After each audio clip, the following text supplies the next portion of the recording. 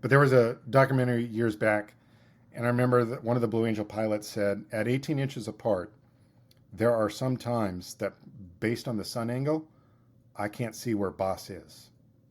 And yet they are listening to boss's voice, pulling through each and every maneuver. And again, from a faith aspect, I thought, man, isn't that the truth of the higher being?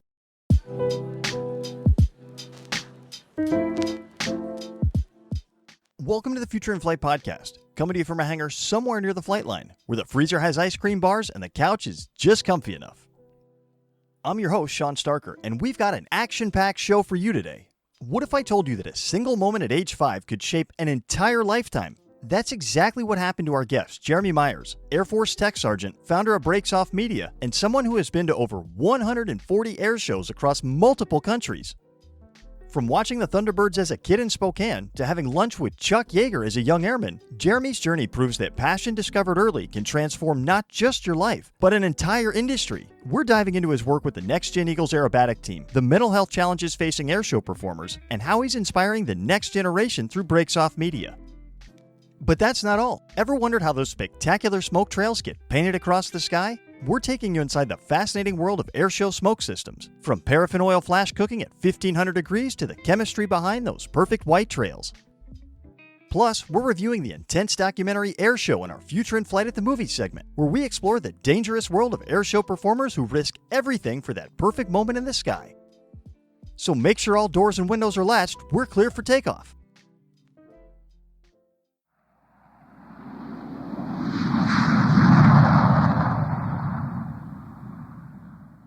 What if I told you that a 5-year-old kid from Spokane, Washington would grow up to have lunch with Chuck Yeager, work on fighter jets in combat zones, and help bring the magic of air shows to the next generation?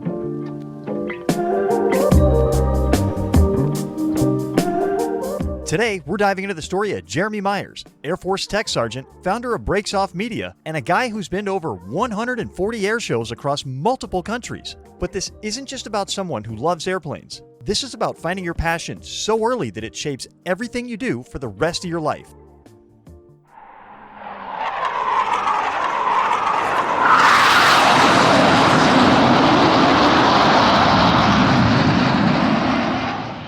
Picture this. You're 5 years old, standing at an air show with your dad, and suddenly the Thunderbirds scream overhead. For most kids, it's definitely a cool moment. For Jeremy, it was the spark that would ignite a lifetime of aviation passion. Well, I'm originally from Spokane, Washington, so I think, pay homage to Phelps Field and Fairchild, which is really the birthplace of my love of aviation and the airshow industry.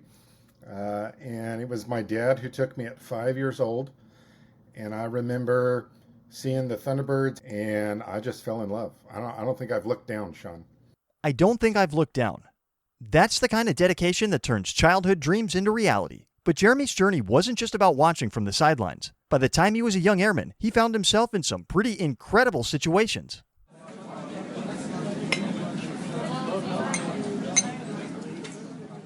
Imagine you're a senior airman, basically the Air Force equivalent of being a sophomore in college, and you sit down for lunch at an air show. Across from you sits a man who starts asking technical questions about F-16 fighter jets. Not unusual at an air show, right? Except this wasn't just any aviation enthusiast. And I thought, what in the world is retired General Chuck Yeager asking Senior Airman Meyers about the F-16? And I got to have lunch with Chuck Yeager. And boy, that still to this day is kind of one of those special moments in all of my airshow travels. Chuck Yeager, the first person to break the sound barrier. And here he was wanting to learn from a young airman. But here's the thing that Jeremy understood even then. Aviation isn't just about the pilots getting all the glory.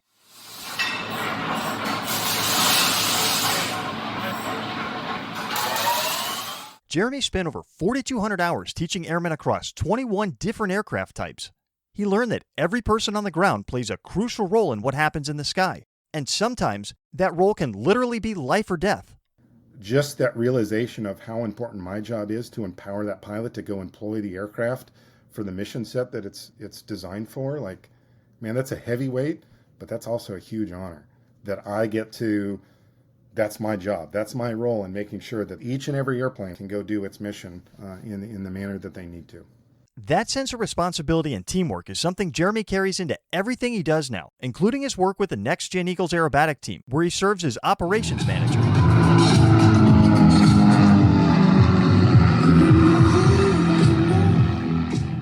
We are all about lots of smoke and beautiful colors. Our beautiful Chris and Eagle biplanes pop in the blue sky and the white sky in the golden hour specifically. And we get to go out and really demonstrate some close formation aerobatics. And it's really kind of like a ballet intermixed with some high energy opposing passes, but really about the teamwork that it takes to go fly an air show. But Jeremy isn't just living his own aviation dreams. He's creating pathways for others to find theirs. Through his company Breaks Off Media, he's working to inspire the next generation of aviation professionals. And the name? You guessed it, Airshow inspired. It comes from demo team radio calls. So I'm a huge Blue Angel fan. And don't tell my Air Force leadership. But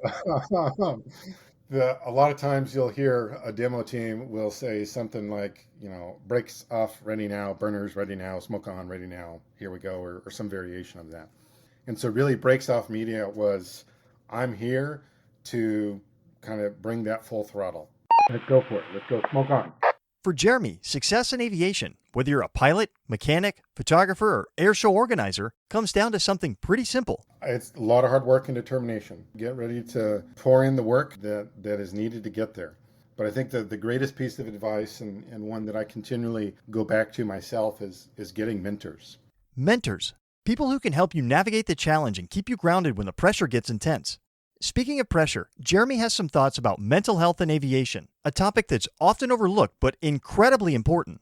I think for me, early on, part of the reason of following on my theology degree with mental health was kind of the faith aspect, which is a large part of my own personal value foundation.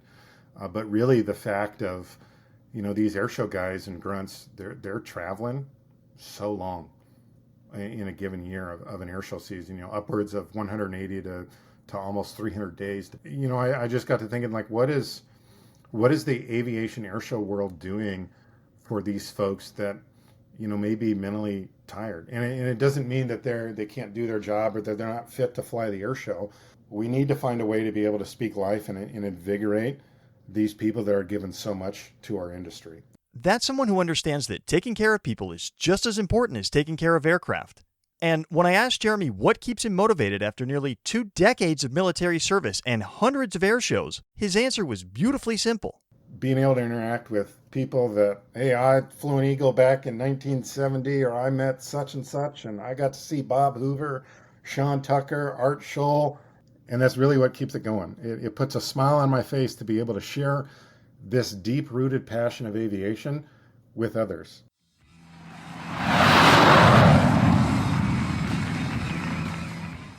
So what can we learn from Jeremy's story? Maybe it's that passion, when discovered early and nurtured properly, can become a force that not only transforms your own life, but helps transform an entire industry. Maybe it's that mentorship and taking care of people is just as important as technical skill. Or maybe it's in the advice that Jeremy told me he'd give his 18-year-old self. What I tell my classes, don't let anybody ever tell you that you're less than because you strive to be more, or that you should do more so that they can be less. Carry your weight, know your value, go after it. Don't let people tell you no for the sake of saying no.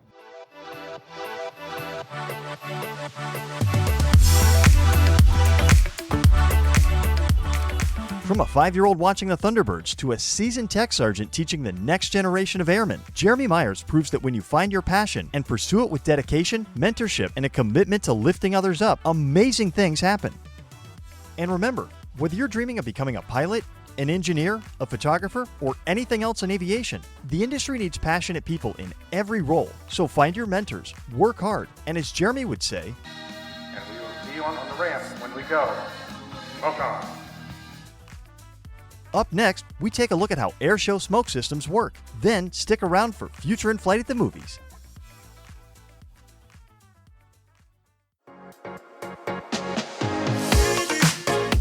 This is your chance to experience the Future in Flight podcast like never before. We're heading to EAA AirVenture 2025 in Oshkosh, and you won't want to miss this. Find us at the Aviation booth E11 throughout the week, where we'll be interviewing the biggest names in aviation, industry leaders shaping tomorrow's skies, standout students breaking barriers, and your favorite aviation influencers. Whether you're passionate about the latest in aerospace innovation or just love everything that flies, come hang out with us at AirVenture. It's going to be an incredible week of aviation, and we want you to be a part of it. We'll see you in Oshkosh, where the future of flight meets the spirit of aviation.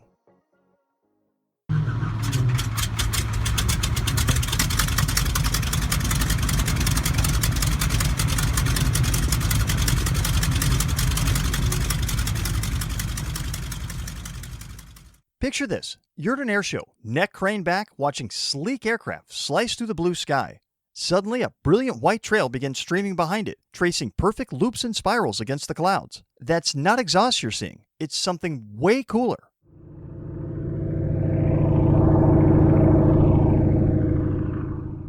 Now, we're diving into one of the most visually stunning aspects of aerobatic flight, smoke systems. And trust me, there's way more science packed into those graceful white trails than you might think. Our story starts back in 1915. Yeah, just 12 years after the Wright brothers first took to the skies. A barnstormer named Art Smith figured out how to write messages in the sky using smoke. Imagine being a farmer in 1915, looking up to see "Drink Coca-Cola" written across the heavens in puffy white letters. Mind blown. But it wasn't until 1957 that smoke really took off in aerobatics. Pun intended. The British Royal Air Force Black Cats team rolled up to the Farnborough Airshow and absolutely wowed the crowds with their smoke-enhanced routines. Suddenly, every aerobatic team wanted in on the action.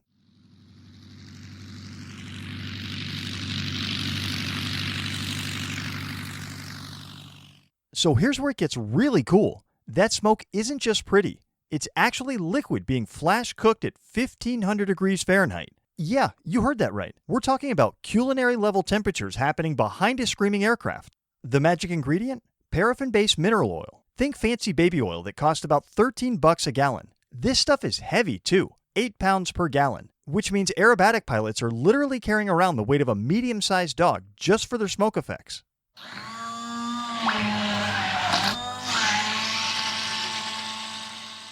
Here's how the whole system works. Picture a high-tech coffee maker attached to a rocket ship.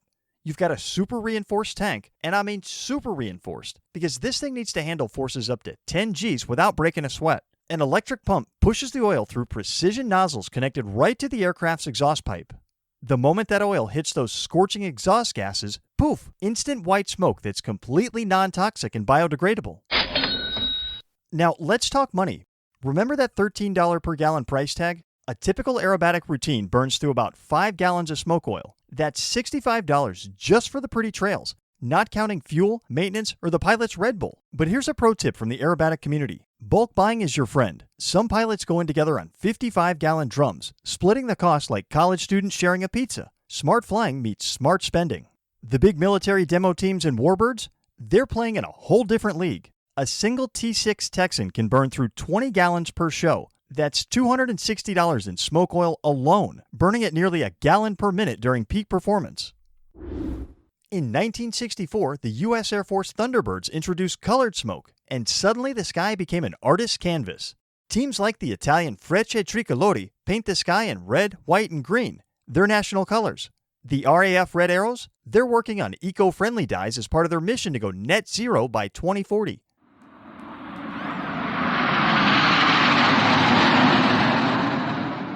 Here's something interesting. Behind every perfect smoke trail is a dye technician. Yeah, that's a real job, carefully mixing pigments to exact specifications.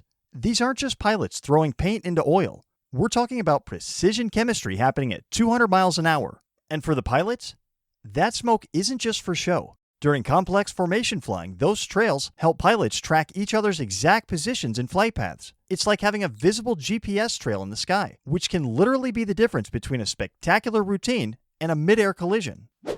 So what's next for airshow smoke? Digital controls are replacing simple on-off switches, giving pilots precise control over smoke density and duration. Bio-friendly formulations are becoming standard, and some innovators are even experimenting with LED-enhanced smoke for night shows.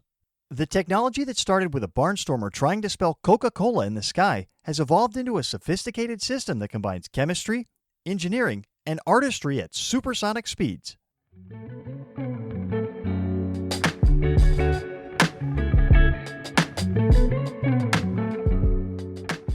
Next time you're at an air show watching those incredible smoke trails paint stories across the sky, remember, you're not just seeing a cool effect. You're witnessing nearly a century of aviation innovation, from Art Smith's first sky-written advertisement to today's precision aerobatic artistry. That white trail streaming behind a tumbling aircraft? It's liquid being flash-cooked at temperatures hot enough to melt copper, controlled by systems engineered to work flawlessly while pulling forces that would make most of us black out, all so pilots can turn the entire sky into their canvas. Up next, we take a look at the perfect film, or in this case, TV show, for your next hangar movie night in our Future in Flight at the Movies segment.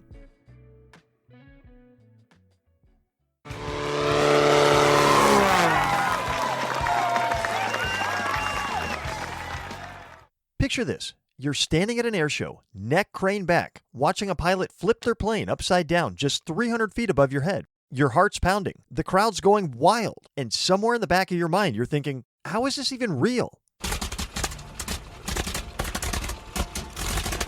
But what happens when that engine cuts out? When the radio goes dead? When everything that can go wrong does?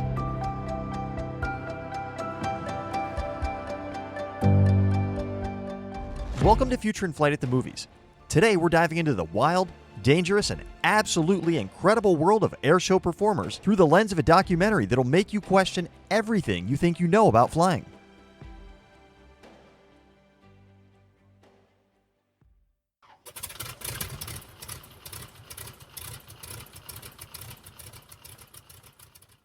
So here's the thing about airshow performers. They're basically the extreme athletes of aviation. And just like extreme athletes, they're a little, well, let's call it different. The documentary Airshow follows these pilots and performers through an entire season. And right from episode 1, you get hit with this reality check from pilot Marcus Payne. Every summer, 100 of us start the airshow season. And each year, 2 or 3 of us will die. 2 or 3, every single year. That's not a statistic you hear about in most jobs, right?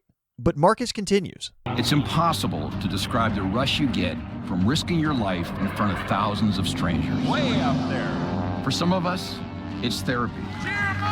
For others, it's an addiction. Therapy or addiction? Those are pretty intense ways to describe your day job. But when you think about it, these performers are pushing the absolute limits of what aircraft can do and what human bodies can endure. Take Carol Pilon.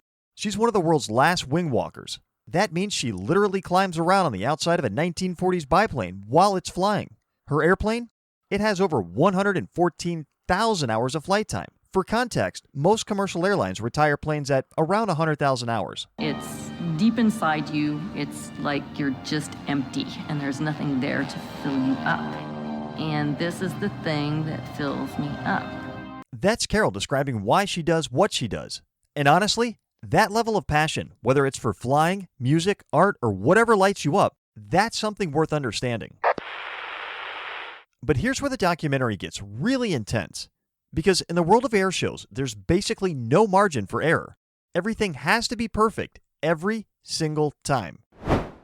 Meet Stefan Trischek, a 25-year-old rookie pilot who works underground in a potash mine to pay for his flying. He built his own aerobatic plane, and honestly, he seems like the kind of person who'd be in your engineering class. Smart, determined, and maybe a little overconfident. I pay for flying from working underground in a potash mine. So I work a kilometer underground so that I can fly high above ground.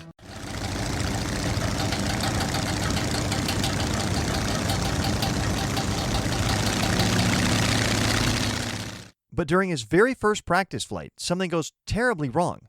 His wing strut starts shaking violently, a condition called flutter that can literally tear an airplane apart in seconds. The crazy part? Stefan forgot to install a vibration damper when he built the airplane. Veteran pilot Dave Matheson, watching from the ground, had this to say. Flutters are pretty much the worst thing that can happen to a pilot in flight. It can disintegrate your aircraft in a blink of an eye. Think about that for a second. Stefan is living his dream, flying his self-built airplane, and one missing part nearly kills him. It's like if you've forgotten to tighten the wheels on your skateboard, except the consequences are just a tiny bit more severe.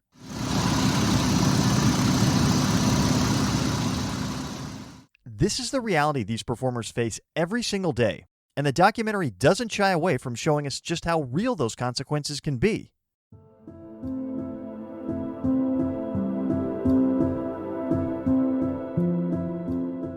About halfway through the episode, we get hit with news that changes everything. While Carol and Marcus are dealing with their own engine problems, word comes in about a crash in Ohio. Another wing walker and pilot, flying the same type of plane, had been killed in a crash. Carol's immediate reaction shows you just how tight-knit this community is. I immediately called my parents and let them know that there had been a wing walking accident in case they started getting calls. If you hear anything, it's not me, I'm fine.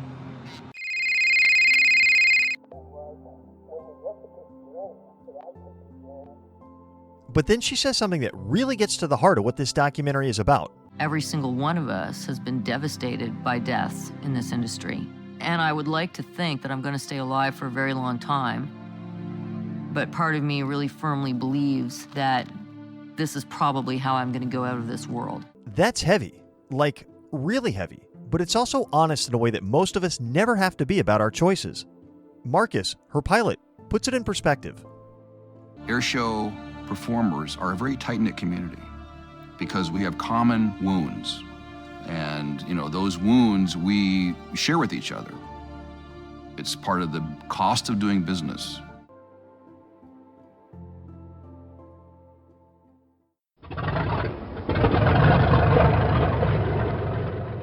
So why should you care about these seemingly crazy people who risk their lives for entertainment? Well, here's the thing. Airshow performers are basically the test pilots of civil aviation. They push aircraft to their absolute limits, and what they learn often leads to innovations that make flying safer for everyone. Plus, there's something pure about their dedication. In a world where we're all supposed to optimize our lives for maximum efficiency and minimum risk, these people have chosen to do something that's objectively dangerous because they believe it's worth it.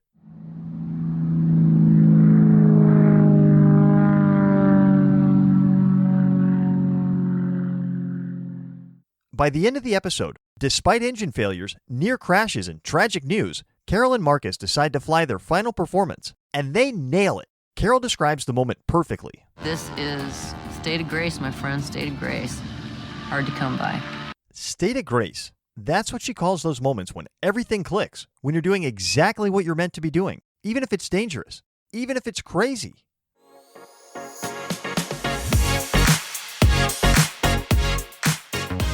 Now, I'm not saying you should quit school and join a flying circus, but there's something to be learned from people who found their thing and are willing to sacrifice everything for it. Whether that's flying, music, coding, or whatever lights you up.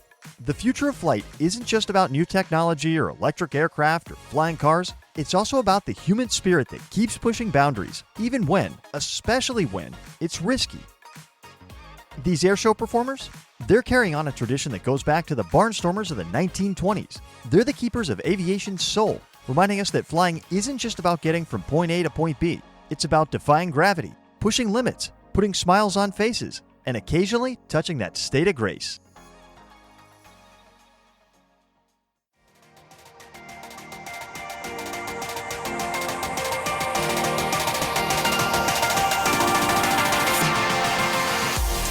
And that's a wrap on another incredible episode of the Future in Flight podcast. From Jeremy Meyers' inspiring journey to the fascinating science behind airshow smoke systems and the intense reality of airshow performers in our movie review, we've covered some serious sky today. Jeremy's story really drives home something powerful. When you find your passion early and pursue it with dedication, mentorship, and commitment to lifting others up, amazing things happen. Whether you're dreaming of becoming a pilot or anything else in aviation, remember his advice. Find your mentors, work hard, and don't let people tell you no for the sake of saying no. And next time you're at an air show watching those spectacular smoke trails, you'll know you're seeing paraffin oil flash cooking at 1,500 degrees, controlled by precision systems that turn the entire sky into an artist's canvas. Pretty amazing stuff. If today's episode inspired you, I'd love to ask for a favor. Please take just 30 seconds to subscribe to the Future in Flight podcast wherever you're listening. And if you're feeling generous, leave us a review. Those reviews help other aviation enthusiasts discover the show and keep these amazing stories coming. And here's something exciting. If you're heading to AirVenture this year, come find us. The Future in Flight podcast and Aviation teams will be at booth E11 in the Education and Career tent. We'd love to meet you, hear your aviation story, and maybe feature you on a future episode. Thank you for joining us today. Until next time, we'll see you out there and up there.